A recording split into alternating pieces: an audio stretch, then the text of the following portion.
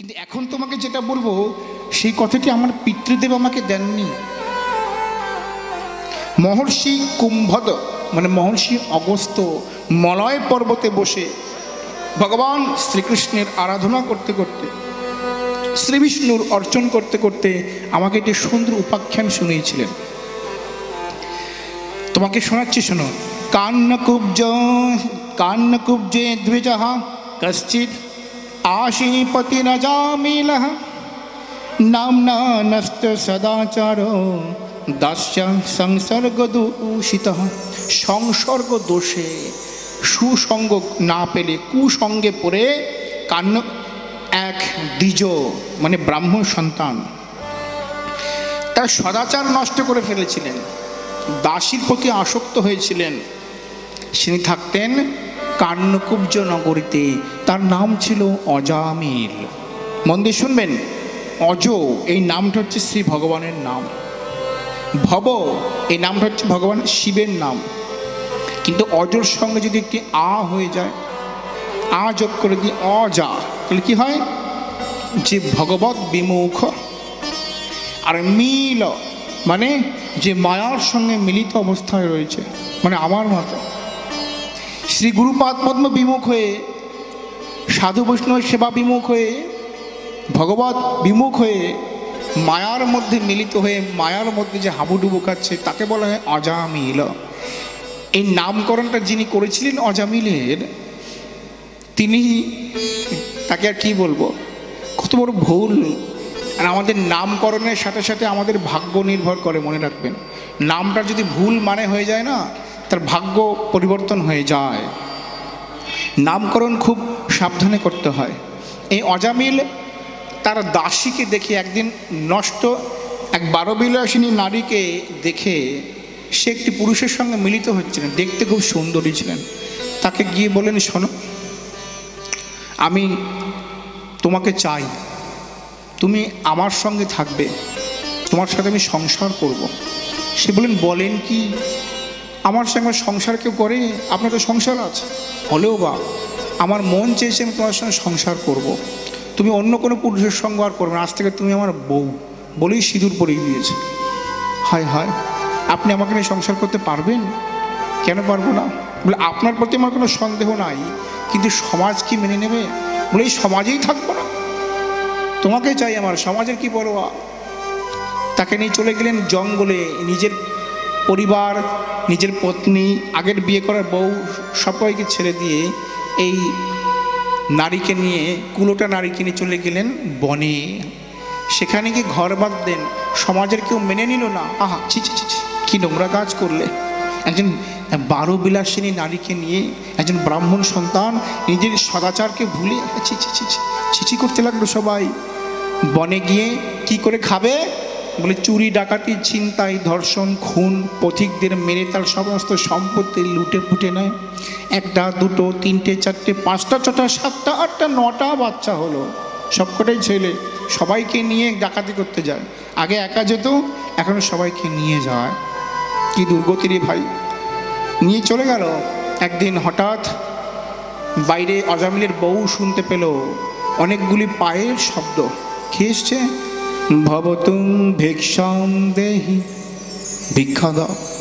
আমার বাড়িতে ভিক্ষা নিতে এসছে? হ্যাঁ, জীবনে একটা পোকামাকড় আসে না, একটা পশু আসে না, আমার বাড়ির মধ্যে কোনো পাখি যেতে ভয় পায়। অজামিলের ভয়ে এখন 10 জনা মিলে ডাকাতি করে। এখানে সাধুরা এসছে কেন? যেমনি বাইরে বেরিয়ে এলো অজামিলের স্ত্রী, সাধু দর্শন করি তার মনটা কেমন যেন পাল্টে গেল। দর্শনে পবিত্র করো এই তোমার গুণ। জানবেন, সাধু আমার কাছে তখনই আসবে, সেবা তখনই গ্রহণ করবে যখন আমার প্রতি ভগবানের কৃপা বা করুণা হয়েছে। ভগবান কৃপা করলে সাধু মিলিয়ে দেন। তাই সাধু যেমনি বললেন, তিনি বললেন, বাবা আমাদের কাছে ভিক্ষা কেউ করতে আসে না। কে পাঠিয়েছে আপনাকে এখানে? বলে, আমরা বৃন্দাবনে যাচ্ছি। আজকে ওখানে জিজ্ঞাসা করলাম যে কোথায় একটু রাত্রি যাপন করব। আমাকে এক আগন্তুক ব্যক্তি আপনাদের এই কুটিয়া দেখিয়ে দিলেন, এখানে সাধু সেবা হবে।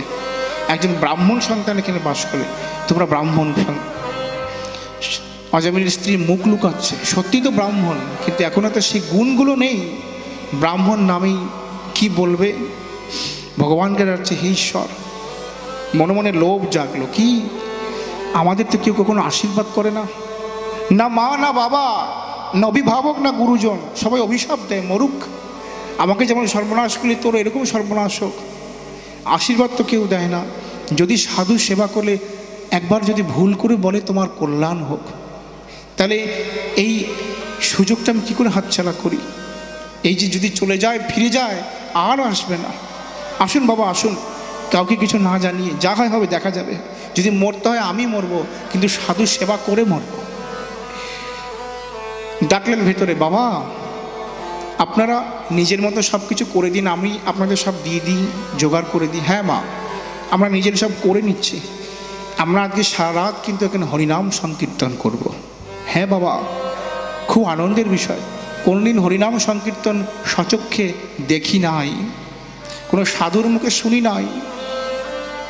অজামিল স্ত্রী দুয়ার খুলে দিলেন। অজামিল বাড়িতে প্রবেশ করবে, সেই সময় তার স্ত্রী বাইরে চলে গেলেন। বুঝতে পারলেন এই সময় স্বামী আসে। একটা অনুরোধ করব তোমার কাছে আজকে। কি বলো? তুমি আমার কথা শুনে নিজের সমাজ ত্যাগ করেছো, আমার কথা শুনে তুমি ব্রাহ্মণ থেকে চণ্ডাল হয়েছ। আজ আমার আরেকটি প্রার্থনা রাখো। কি? গৃহে সাধু এসছে, সাধু আমার গৃহে। অজামিল মনটাও কেমন যেন একটা ঝটকা লাগলো। আমার গৃহে সাধু? তিনি বললেন, হ্যাঁ, আমার অনুরোধ, সাধুদের তুমি সম্মান করবে, প্রণাম করবে, আমার কথা শোনো, তারা যেন অসম্মানিত হয়ে না যায়। তারপর থেকে আগামী দিন থেকে তুমি যা খুশি তাই করে নেন। বৃন্দাবন যাচ্ছেন, কালকেই চলে যাবেন, ঠিক আছে, তোমার যখন তাই ইচ্ছা তাই করব। এতকাল তো তোমার কথা শুনেই চণ্ডাল হয়েছে, তোমার কথা শুনে একদিন নয় সাধু হব। আজামিল ভেতরে সে স্ত্রী শিখিয়ে দিয়েছে, বলো আপনাদের চরণে আমার দণ্ডবাদ প্রণাম, যেন আপনাদের কৃপায় আমার মঙ্গল হয়। অজামিল গিয়ে বলছে, আমার চরণে আপনাদের ধন্যবাদ প্রণাম, যেন আমার কৃপায় আপনাদের মঙ্গল হয়। আরে এইটা কেন উল্টো কেন বললে? উল্টো বলে ফেলেছি। পাশে অজামিল তার স্ত্রীকে বলছেন, সাধুরা এখনো প্রাণে বেঁচে আছে, এর থেকে বড় আর কি হতে পারে? আমার বাড়িতে এসে কেউ একটা পশু প্রাণে বেঁচে ফিরতে পারে না, আজকে আমার বাড়িতে বসে খাওয়া দাওয়া করছে, এর থেকে আমার স্বভাবের পরিবর্তন তুমি কি আর আশা করো? সাধুরা সকাল হয়ে গেল, সারা রাত দুজনে হরিনাম সংকীর্তন সাধুদের মুখে শ্রবণ করলেন।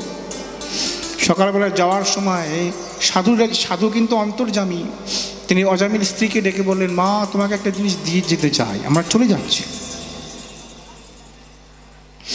অজামিল স্ত্রীকে বললেন, তোমার গর্ভে একটি সন্তান আছে, এই সন্তান ভূমিষ্ঠ হলে তার নাম রাখবে নারায়ণ।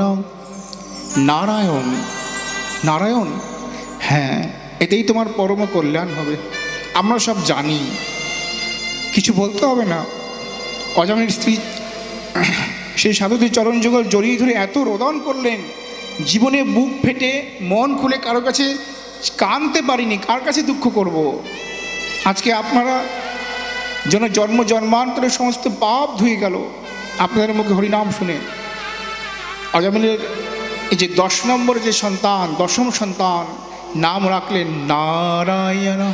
কনিষ্ঠ সন্তান, তাই কনিষ্ঠ সন্তানের প্রতি পিতার স্নেহ অধিক বেশি, দেখতেও সুন্দর হলো, সাধুদের আশীর্বাদে হয়েছে। তো সারাদিন অজামিল কি করে, এই ছেলেকে এত ভালোবাসে, বাড়ি সকালবেলা নারায়ণকে, নারায়ণ আমার কাছে এসো, নারায়ণ তুমি খেয়েছো, নারায়ণ কোথায় গেলে, যেখানে যায় সেখানে বলি নারায়ণের জন্য এটা কিনে নিয়ে যাচ্ছে, নারায়ণের জন্য খেলনা নিয়ে যাচ্ছে, নারায়ণের জন্য এই বস্তু খাবার জিনিস নিয়ে যাচ্ছে, নারায়ণের জন্য মিঠাই নিয়ে যাচ্ছে। মনের অজান্তে বারবার নারায়ণ নারায়ণ নারায়ণ নারায়ণ জপ করতে থাকলো।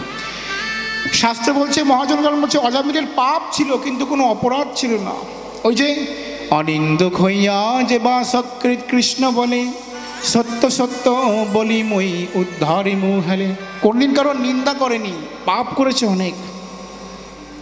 তাই একদিন হঠাৎ অজামিল দেখছে শুয়ে আছে, 3 জন বিশ্রী কুৎসিত কদাকার পুরুষ তাকে টানতে টানতে নিয়ে যাচ্ছে।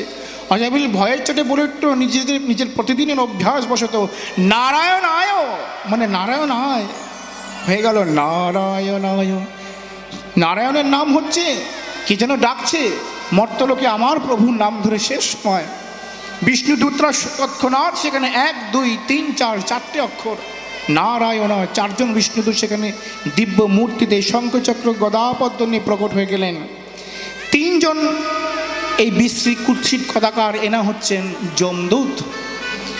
কায়ে, মন এবং বাক্য, এই 3টে দিয়ে অজামিল অপরাধ করেছিল, তাই 3জন যমদূত আসলেন অজামিলকে নিয়ে শাস্তি দেওয়ার জন্য। তোমরা কারা?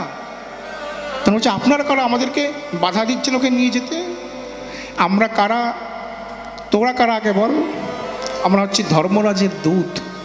ও, ধর্মরাজকে কি জিজ্ঞাসা করিস আমরা কারা? একে বাঁচাচ্ছেন কেন?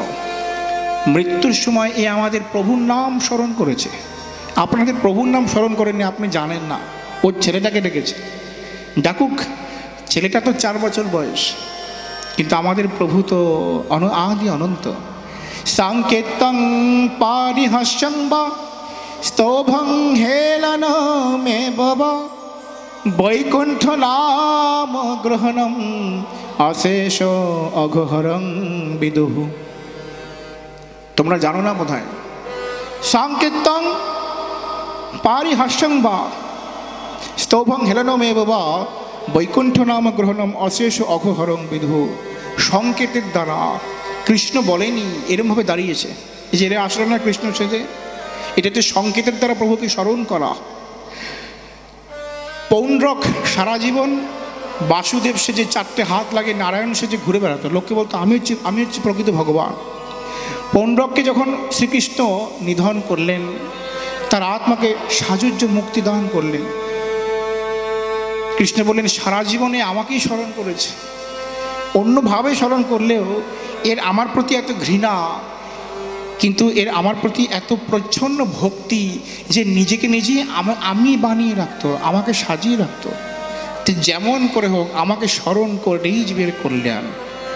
সাংকেতং পারিহাস্যং বা পরিহাসের সহিত, দেখবেন বৈষ্ণবদের সাধুদের দেখলে অনেকে পরিহাস করে, হরে কৃষ্ণ, এতেও তার কল্যাণ হলো। ভক্তরা জীবের কল্যাণ সব দিক থেকে করে থাকে। স্তোভং হেলনমে বাবা, হেলার সহিত যে প্রভুকে ডাকে, বৈকুণ্ঠ নাম গ্রহণম অশেষ অঘহরং বিদুঃ। সেই এক কৃষ্ণ নামে এত পাপ করে, জীবের কি সাধ্য আছে তত পাপ করে। তাই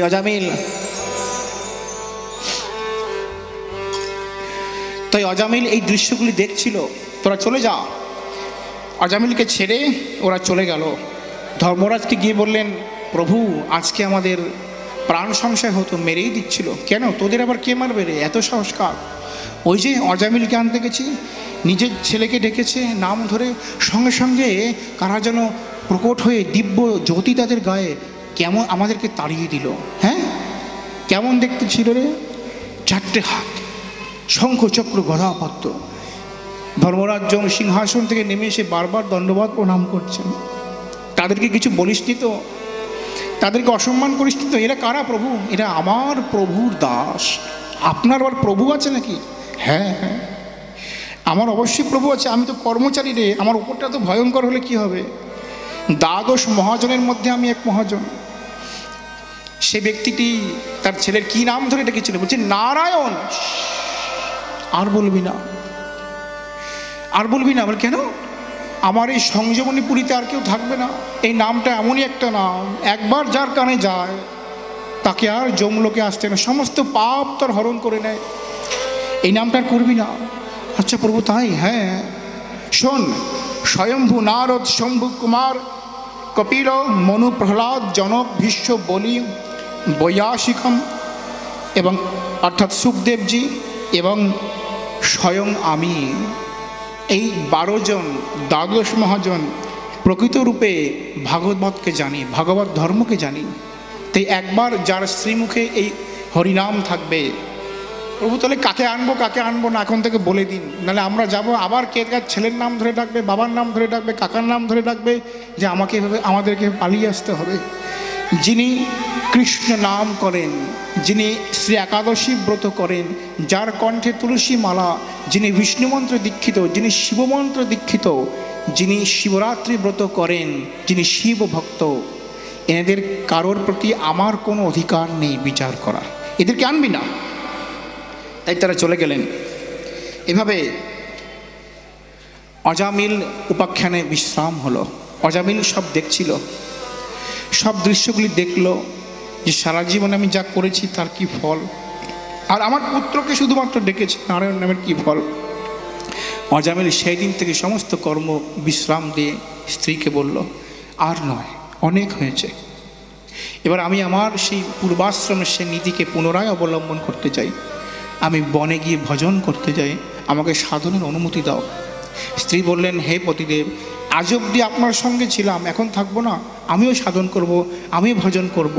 ভগবানের নামের কৃপাতেই আপনার এই সুমতি হয়েছে। তাই অজামিল এবং তার স্ত্রী বনে গিয়ে সাধন করতে লাগলেন এবং নির্দিষ্ট সময়ে সাক্ষাৎ বৈকুণ্ঠ থেকে বিমান এসে অজামিলকে সাক্ষাৎ বৈকুণ্ঠ ধামে নিয়ে গেলেন। অজামিলকে প্রথমে নেননি কেন? এসেছিলেন যে প্রথমে অজামিলের পাপ বিনষ্ট হয়েছিল, কিন্তু ভগবানের চরণে প্রেম ভক্তি লাভ করতে পারে নাই। বারবার নাম করতে করতে করতে তিনি প্রেম ভক্তি লাভ করলেন। তাই জন্য অজামিলকে এইবার নিয়ে গেলেন।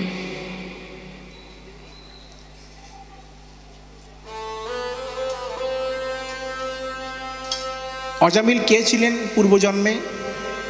বললেন ভগবান পরাশর মহর্ষি বেদব্যাসের পিতা। তিনি যখন মাতা সত্যবতীর সঙ্গ করলেন, ভগবান বেদব্যাস আবির্ভূত হলেন। শ্রী গুরুদেবকে তিনি দেখলেন, একটি নারীকে তিনি বিবাহ করলেন, তার গর্ভে সন্তান এলো, বিবাহ করলেন, সংসার করলেন না। তিনি বললেন আমি সংসার করতে পারবো না। কিছুক্ষণের মধ্যে নিজের যোগ বলে একটি দ্বীপ নির্মাণ করলেন, নিজের মুখে জল নিয়ে তার দ্বারা কুয়াশা সৃষ্টি করলেন, সেখানে দুজনের সঙ্গ করলেন এবং একটি দিব্য সন্তানের জন্ম হলো। এই গুরুদেবের এহেন কার্য দেখে তার সেই শিষ্য বলেছিলেন, হে গুরুদেব, আপনি এরকম কেন করলেন? তিনি বললেন, কেন? আপনি এই নারীকে এর গর্ভে সন্তান দিলেন, এর সঙ্গে সঙ্গ করলেন, বিবাহ করলেন না কেন? তিনি বললেন, মহতের কার্য সবাই বোঝে না। মহতেরা ভগবানের ইশারায় এমন কিছু কার্য করে থাকেন যেই কার্যের প্রকৃত যে রূপ সেটি সাধারণ বোধগম্য হয় না। তথাপি এই শিষ্যের গুরুদেবের প্রতি দোষ দৃষ্টি গেল না, গুরুদেবের প্রতি দোষ দৃষ্টি দিলেন। তাই গুরুদেব অভিশাপ দিলেন, তুই ব্রাহ্মণ কুলে থাকলেও তোর অধঃপতন হোক। গুরুদেবের চরণ যুগল জড়িয়ে ধরলেন, হে গুরুদেব, ভুল করেছি, আপনি ক্ষমা করুন। শোন, মুখ দিয়ে আমার যে অভিশাপ বেরিয়ে গেছে তা তো সত্য হবেই। ধনুষ থেকে বেরোনো বাণ আর আমার মুখ থেকে নির্গত বাক্য অবশ্যই সত্য হবে। তুই ব্রাহ্মণ কুলে জন্ম হলেও তোর অধঃপতন হবে। তুই সমস্ত ব্রাহ্মণ ধর্ম থেকে নিজে বিচ্যুত হয়ে, স্বধর্ম থেকে বিচ্যুত হয়ে তুই চণ্ডাল হবি। কিন্তু তুই ক্ষমা চেয়েছিস, তাই তোকে উদ্ধার করতে আমিই আসব। যে সাধুরা এসেছিলেন, সেই পরাশরের সেই শিষ্যই পরবর্তীকালে অজামিল হয়ে জন্মগ্রহণ করলো। এবং যেই সাধুরা এসেছিলেন অজামিলের গৃহে, তার সেবা গ্রহণ করলেন এবং তার স্ত্রীকে বললেন, তোমার পুত্রের নাম রাখবি নারায়ণ। আমি সব জানি। এই যিনি জানি বললেন তিনি কে? তিনি হলেন মহর্ষি পরাশর। তিনি ছদ্মবেশে এসেছিলেন। বলে নিতাই গৌর সীতানাথ প্রেমানন্দে হরি হরি বল। তাই সাধু কখন কোন বেশে কোন রূপে কিভাবে কৃপা করতে আসবেন তা আমরা কেউ জানি না। বৈষ্ণবের ক্রিয়ামুদ্রা বিজ্ঞে না বুঝায়। বৈষ্ণবের ক্রিয়ামুদ্রা বুঝিতে দেবেরও নাহি সকল, দেবতারাও বুঝতে পারে না বৈষ্ণব কি করতে চলেছে, কি করছে, কি করবে। তাদের কাজকর্মে, শ্রী গুরুদেবের কাজকর্মে কখনো সন্দেহ প্রকাশ করতে নেই।